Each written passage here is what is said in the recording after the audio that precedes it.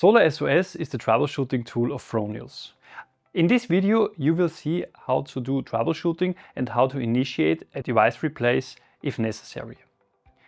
Please note that Solar SOS is only available for installers and partners. In order to register, you need your company ID. Go to solar-sos.fronius.com and log in with your Fronius account. Here you use the same account as you use for example, for SolarWeb. First you need the status code according to the error message. You find the status code either directly on the interface of the inverter or on SolarWeb.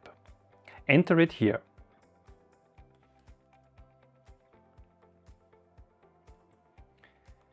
Then select your device and click on Next.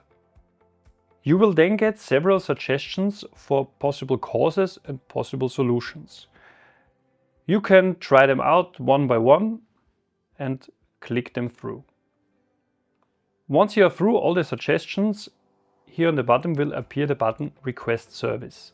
If nothing has helped, then click here on Request Service. You enter the serial number of your inverter and then you can check if it is still in warranty coverage or not. If not, you find here on the bottom an overview of all the service costs. Then you're asked if you want to replace a component or replace the whole device.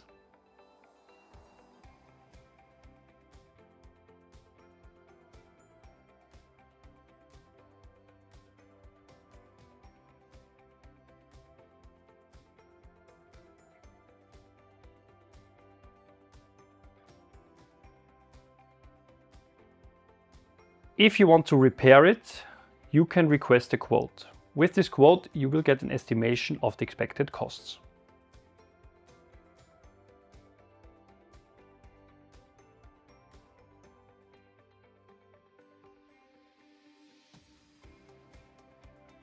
In our case, we want to replace the device and we are furthermore asked for a detailed description.